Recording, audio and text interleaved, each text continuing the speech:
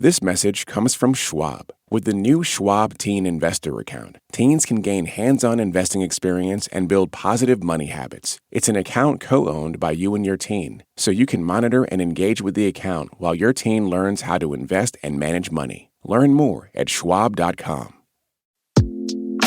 So, Brittany, I have a question for you. Okay. Have you ever been in a Waymo, like those self-driving cars?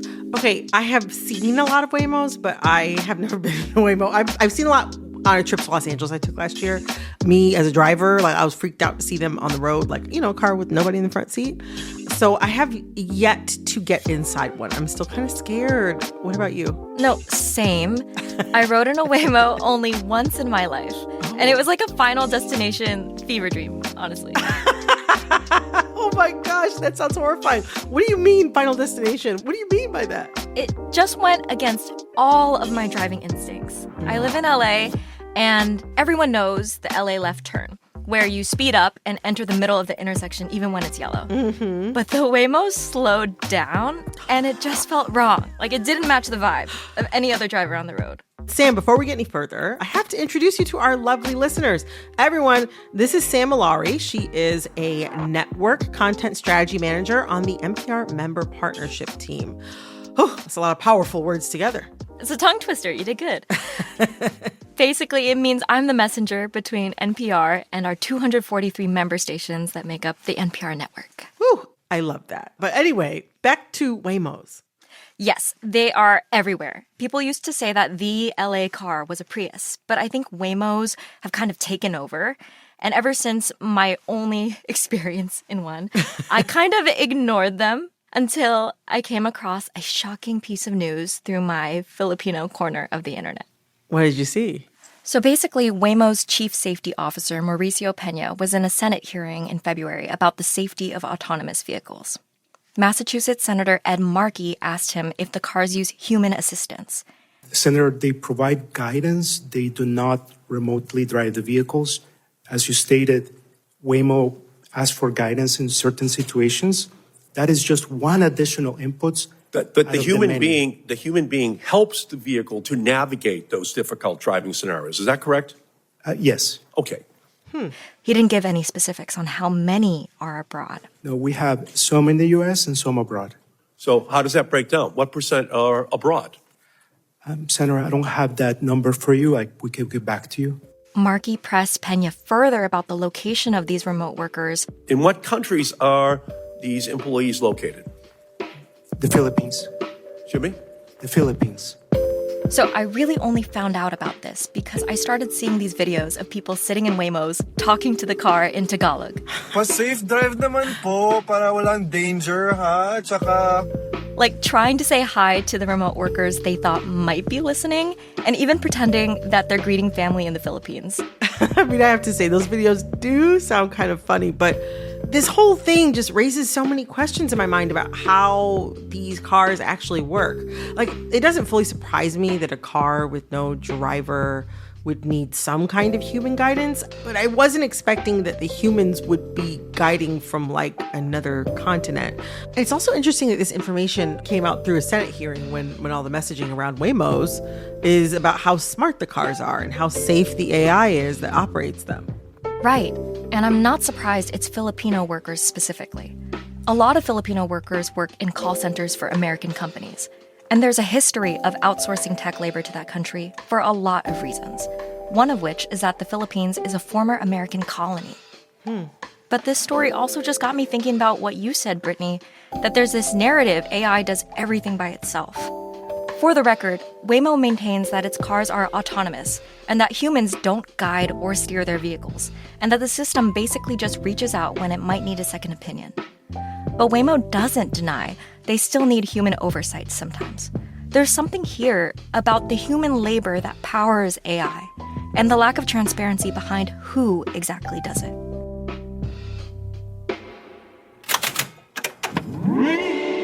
Hello, hello. I'm Brittany Luce, and you're listening to It's Been a Minute from NPR, a show about what's going on in culture and why it doesn't happen by accident.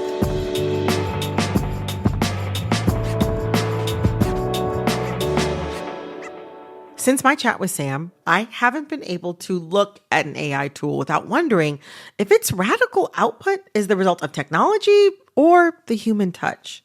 To dig deeper into the human labor behind AI, I'm here with Regine Cabato, a freelance journalist based in the Philippines. She co-wrote a piece for the Washington Post a couple years ago about AI laborers there.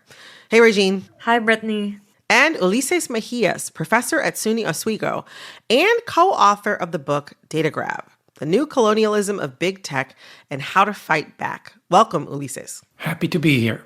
So happy to have you both. For listeners who don't know, just how much human labor goes into powering AI? Well, yes, of course, when we hear the term artificial intelligence, we sort of think that, well, because it's artificial, it must mean that, there's a lot of computers behind it, and humans don't really do a lot of labor. But the reverse is actually true. As I'm sure we will hear also from Regine, there is a lot of human labor that goes into training AI systems, into operating them, all of the data that needs to be fed into these systems usually needs to be categorized, labeled, tagged by human beings. And then once the systems are operating, they do involve quite a bit of human supervision that is actively needed to make sure the systems are operating correctly. Regine, what does this look like in the Philippines? In the Philippines in particular, there are at least a couple of million people who perform what we call quote-unquote crowd work. And for one company in particular that we looked into back in 2023, which was Scale AI, which provides data to big ticket clients such as the US Department of Defense, Meta, Microsoft. However, at the time that we were doing this investigation back in 2023, there were already a lot of complaints about not being paid on time and just being paid the pittance compared to the work that they were signing up for. And what is the work these crowd workers are actually doing on the day-to-day? Basically, what these workers do is this thing called data annotation or data labeling. So for an AI to learn, for example, that color is blue, they need to get fed thousands of different colors, and they have to learn through the annotation of humans that this color is blue, this color is red, this color is yellow. And these have to be manually sorted by humans. So say, for example, if a system is a self-driving car, workers in the Philippines would get fed a map, for example, or an image of a street. And they have to tag on the image, this is a crosswalk, this is a traffic light, this is a tree, this is a sidewalk. And when all of that thousands of pictures all get tagged, that data set then gets sold to a company in the US. Okay, like when you're on a website sometimes and like they want to test to see if you're a human, they say, and you got to be like, this is a bicycle, this is a street lamp, this is a motorcycle. Is it like that? Yes, yes. You're right. It's exactly what some of us have encountered when we do the CAPTCHA. I find those extremely irritating and annoying to do, but I can only imagine doing that kind of labor over and over and over and over and over again for hours on end for, what it sounds like some people have described as like a pittance. Yeah. Some of them would only get paid like in the tens of dollars, actually. For hours of work? Yes. Oh, okay. So we've reached out to Scale AI, and they've said that they've implemented changes to support pay transparency and consistency for their contributors, and that since your reporting, there are fewer CAPTCHA-like tasks and more complex data annotation work being done more often in the U.S. But they did confirm that the more generalist work still is being done in the Philippines, though they say it's much less than in the past. And I've also read that beyond Scale, that same kind of work also still happens in nations like India and Kenya. What makes these nations attractive for tech companies looking for workers to train their AI? Yes, well, you're right. I mean, when we talk about, a lot of humans being involved in these tasks, it might initially sound like a good thing. It's like, hey, lots of jobs are being created. But as Regine is pointing out, the model for offering these jobs is very much a gig economy model, which means people work as contractors.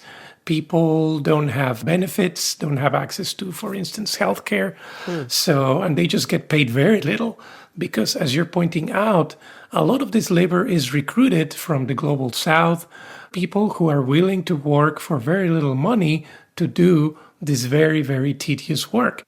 Regine, I'm wondering, why do you think companies in the West, specifically the United States, find the Philippines specifically attractive when looking for laborers to do this kind of work? So the Philippines is a former colony of the US, and we've been exporting labor for US services from time immemorial. We have a American fashion education system, and so a lot of graduates from the Philippines are quite adept at English. And we also have a very young, digitally savvy population. We are also a very chronically online nation. We log on some of the longest hours on the web worldwide, top 3 at least. And so it's very easy for young people to adapt to the gig work economy and to the digital economy. Another thing that I'd like to note that I find interesting is that Filipinos have been very known historically for their labor. For example, care work, domestic work, healthcare, the service industry, seafaring, all jobs that require human touch and human expertise and human knowledge.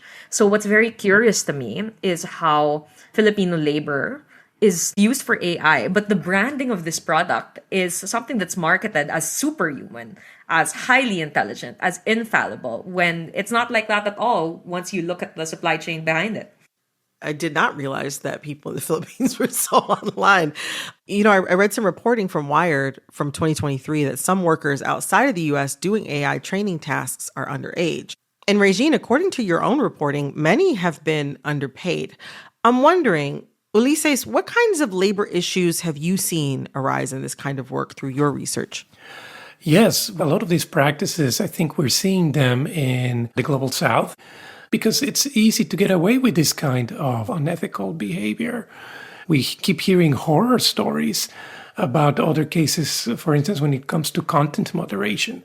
Now, as we know, unfortunately, people post all sorts of disgusting, horrific, pornographic material on social media. Mm-hmm. And these companies need to do a lot of work to try to filter out or block at least most of that content, if not all of it. Now, so far, I think we've been hearing this narrative that, well, eventually AI will be doing all of that work for us. So, that humans won't need to be exposed. But guess what? Right now, that kind of content moderation and filtering is up to humans, to do that kind of work. To check and monitor and train AI to do it. Yeah, humans are still very much involved. And so under the conditions that Regina is discussing, and we've been hearing some horror stories of individuals in Africa, in Asia, that have to spend hours a day basically looking at violent content, trying to weed it out, and being paid very little to do it. Sometimes they're actually hired under false pretenses. Really? Yes, they're recruited in one country, and they're told, come to this other country to do this work. It's going to be great. We can't tell you what it is, but, it's AI related. And so people think this is a great work opportunity. Then they get there and they are put into a situation of, again, reviewing violent content 8 hours a day or more, being paid very little to do that, getting traumatized from this experience, because who wouldn't? And again, the thinking is that, well, it's okay because it's not happening in the United States or in Europe. So these people, we can exploit them. And if anyone complains too much, the companies who are doing this can just say that we're training the AI that will allow, humans to be left out of the equation. Now, I'm not sure if that's going to happen. I think the idea is that, eventually we can reduce costs by eliminating humans. But of course, as we're discussing, humans are going to continue to be the cheaper option in many of these cases. We're going to take a quick break. But first, if any of you are finding It's Been a Minute for the first time, welcome. I hope you're enjoying the show and that you come back every Monday, Wednesday, and Friday morning for brand new episodes. And every Tuesday, a video episode. Tomorrow's video is with the hosts of the I've Had It podcast. And we are talking all about their personal political journeys and why they think some women are leaving the right. You can find that video on Spotify or YouTube, or just listen to the audio wherever you get your podcasts. Coming up after the break, It's very much a Wizard of Oz type of situation where they sell this magic figure, but if you pull back the curtain, it's just a human behind it, or several humans actually. Stick around. This message comes from Schwab. With the new Schwab Teen Investor Account, teens can gain hands-on investing experience and build positive money habits. It's an account co-owned by you and your teen, so you can monitor and engage with the account while your teen learns how to invest and manage money. Learn more at schwab.com. This message comes from Whole Foods Market. Make Mother's Day special with brunch or dinner from Whole Foods Market. Start with quality cheese and charcuterie with no synthetic nitrates. Then choose sustainable, wild-caught, or responsibly farmed seafood on sale. Finish with seasonal bakery treats like strawberry pretzel cream pie. Or keep it easy with ready-to-heat quiche Lorraine, deviled eggs, and fresh-cut fruit. Celebrate Mom with Whole Foods Market. This message comes from Capella University. That spark you feel? That's your drive for more. Capella University's FlexPath learning format lets you earn your degree at your pace without putting life on pause. Learn more at capella.edu. Support for NPR and the following message come from HomeServe. It never happens at a good time. The pipe bursts at midnight. The heater quits on the coldest night. Good thing HomeServe's hotline is available 24/7. Call to schedule a repair and a local pro will be on their way. Trusted by millions. For plans starting at $4.99 a month, go to homeserve.com. Not available everywhere. Most plans range between $4.99 to $11.99 a month your first year. Terms apply on covered repairs.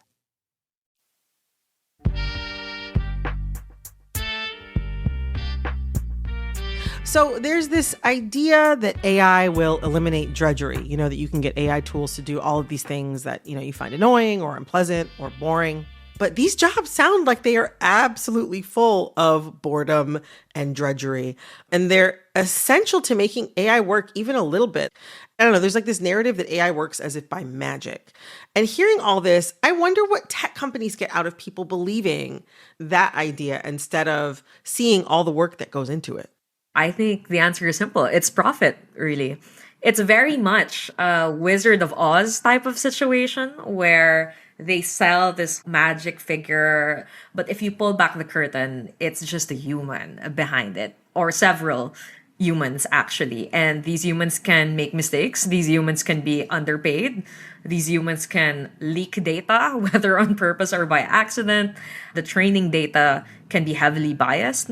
And after you witness the way these digital sweatshops work behind the scenes in these remote back alleys in the Philippines, I've just become a huge skeptic of AI in general. I don't believe at all in this whole super intelligence, AGI, almost religious type of magic branding. Well, yes, I think, if we listen to the narratives presented by corporations, they would like us to believe that AI will, cure cancer and solve the climate crisis and do all sorts of wonderful things so that we can stay home and be creative while AI does all the drudgery work. I call them civilization narratives. We've been having this narrative since colonialism. It's like, this is what progress looks like. This is going to be for the benefit of humanity. And it's inevitable, right? You might as well accept it because this technology is here to stay. At the same time, as we're learning more and more, this infrastructure, the infrastructure required to build AI, is basically destroying our planet. I mean, it's interesting too, because while I think a lot of people don't know about the workers who are processing data for monitoring or guiding AI systems, there are a lot of like American tech guys, CEOs that get to seem especially smart, like they've built these magical tools that are going to change the world and solve all these problems. They kind of get a halo effect around them, while the actual people who are performing a lot of the fine detail work that makes this software usable, those people are being obscured. I mean, that feels like something to note here as well. Yeah.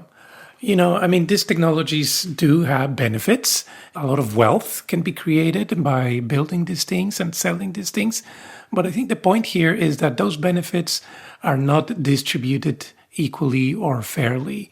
So I'm glad that Regine mentioned that Philippines is a former colony of the United States, because actually in the work that I do, my colleague Nick Coldry and I do try to understand what is happening with data in terms of AI, in terms of crypto, in terms of mobile phones, through the lens of colonialism. What we're experiencing, basically, we're calling it data colonialism. And of course, readers might find it a little bit strange. It's like, why are we talking about colonialism? Colonialism is something that is in history books. It's over. But as I'm sure Regine from the Philippines or myself from Mexico understand very well, the legacy of colonialism is not over. Colonialism continues to impact our societies in very profound ways.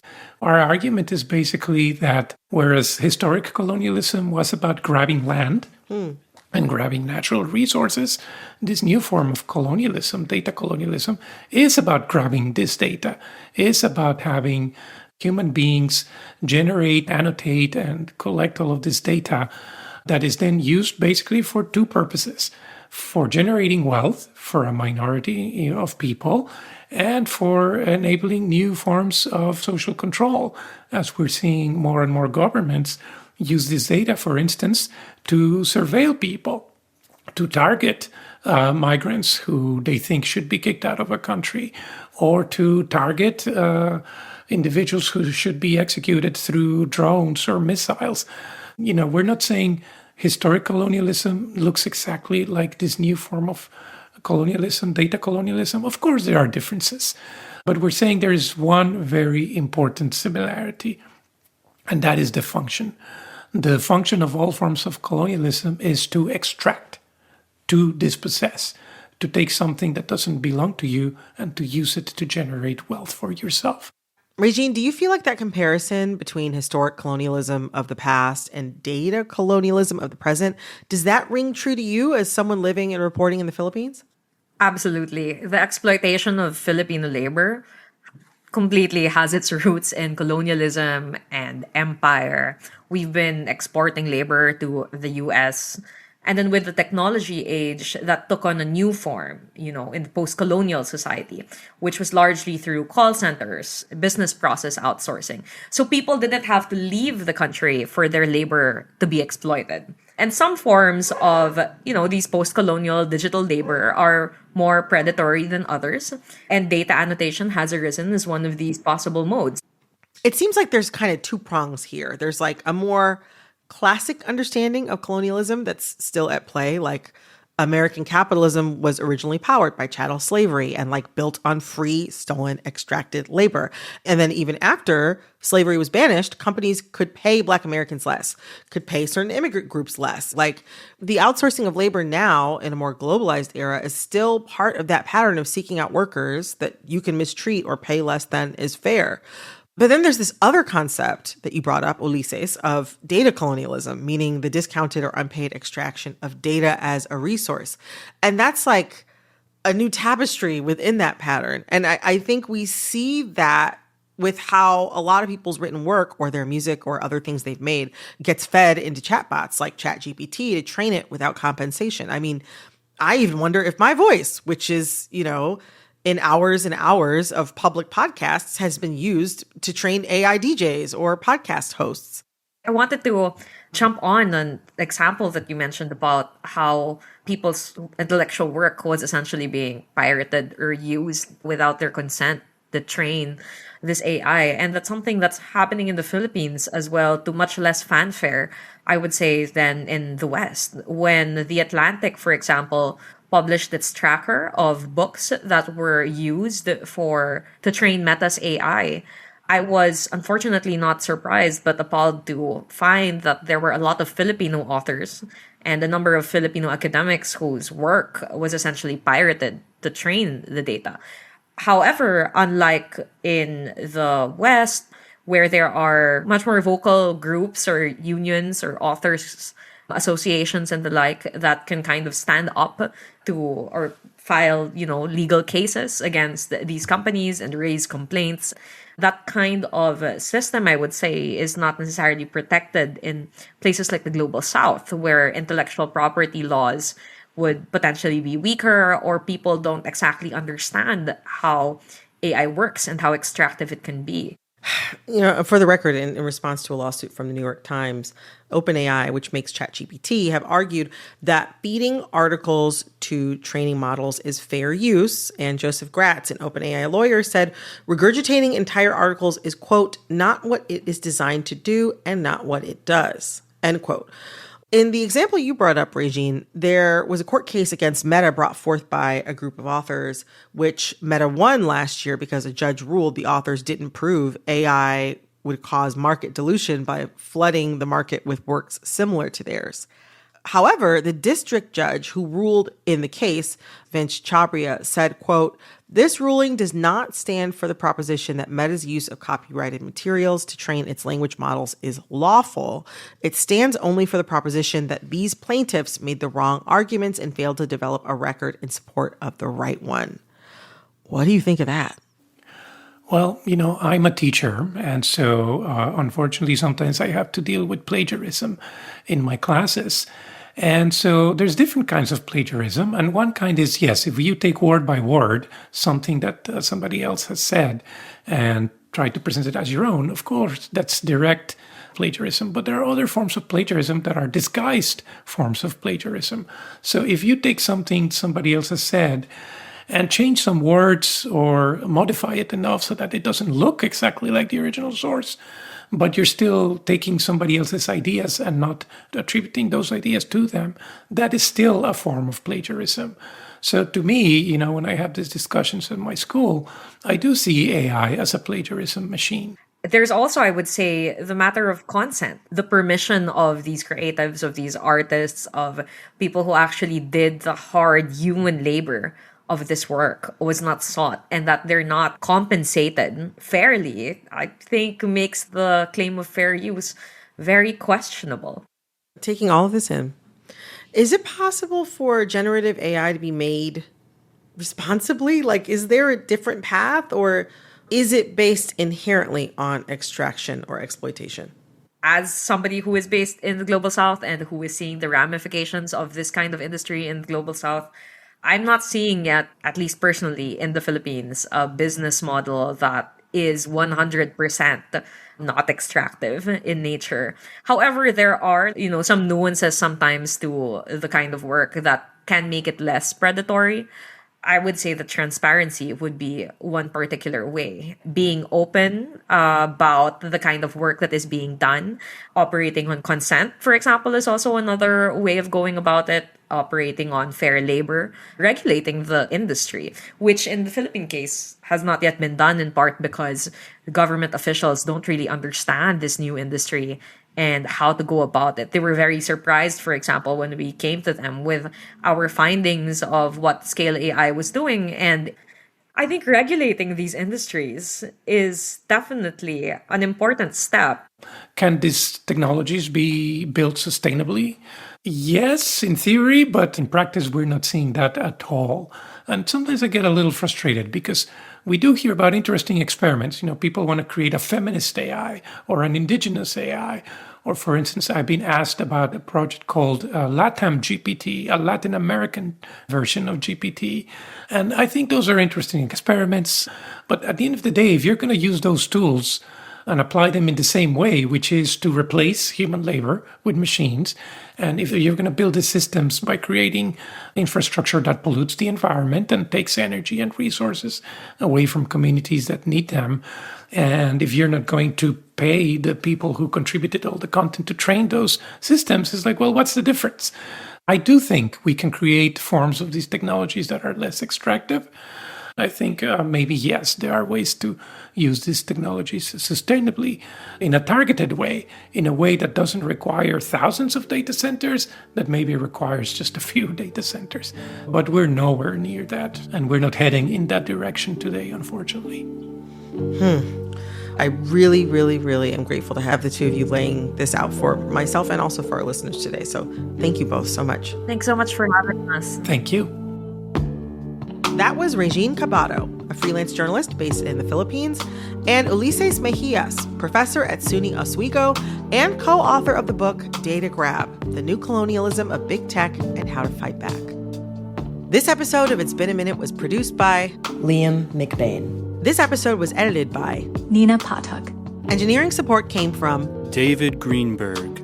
Our supervising producer is Cher Vincent. Our executive producer is Barton Girdwood. Our VP of programming is Yolanda Sanguini. All right, that's all for this episode of It's Been a Minute from NPR. I'm Brittany Luce. Talk soon.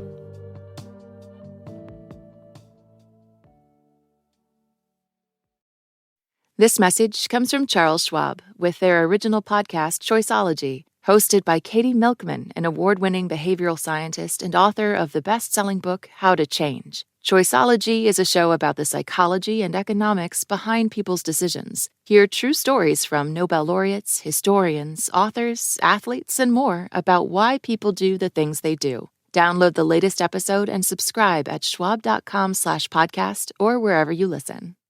This message comes from Bombas. Upgrade your summer staples with soft socks, cushy sandals, and breezy basics. One purchase means one donated, with over 200 million donations and counting. Go to bombas.com/NPR and use code NPR for 20% off your first purchase.